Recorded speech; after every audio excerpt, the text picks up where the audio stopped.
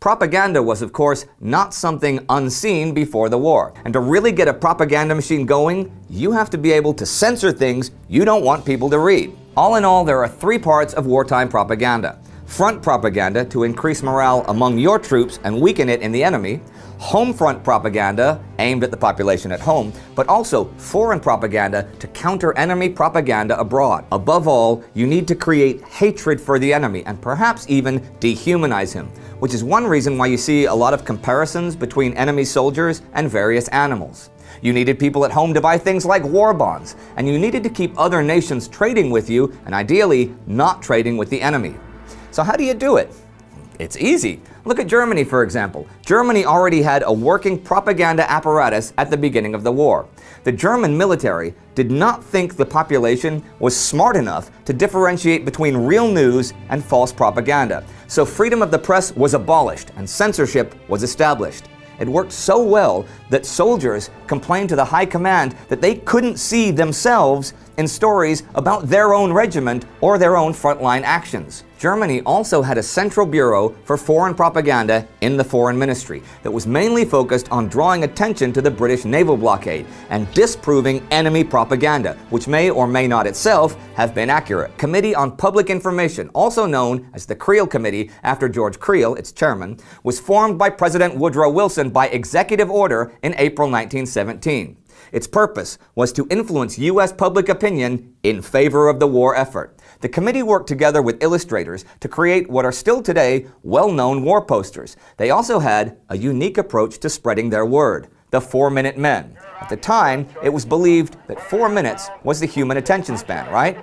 So these men gave 4-minute speeches all over the nation at various social gatherings.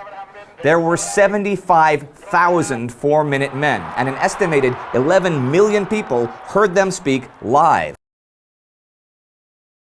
The telegraph was the first technology anywhere that allowed people to communicate over long distances using code.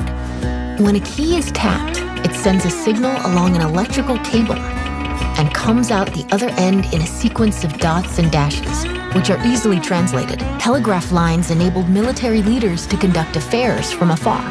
They oversaw forces in the field, managed the delivery of supplies, and stayed in touch with their bosses in the government, all via code.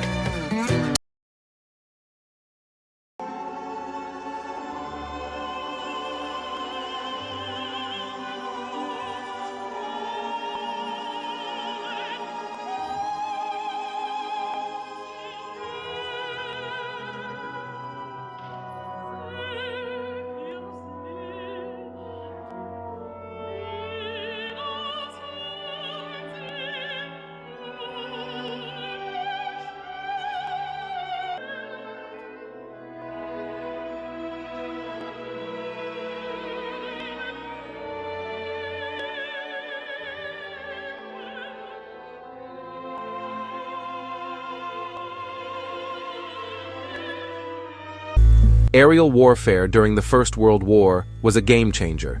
It was the first conflict where aircraft played a significant role on a large scale. At the beginning of the war, senior officers were skeptical about the usefulness of air machines. However, rapid progress in airplane technology led to the creation of fighter aircraft. The Allies used aircraft and balloons to drop propaganda leaflets over occupied territories, aiming to combat German psychological warfare. Aviation also captured the attention of the press, with fighting pilots becoming known as aces and admired as celebrities. Espionage or spying is the act of obtaining secret or confidential information without the permission of the holder of the information. Spies help agencies uncover secret information. Any individual or spy ring in the service of a government, company or independent operation can commit espionage. The practice is clandestine, as it is by definition unwelcome and in many cases illegal and punishable by law.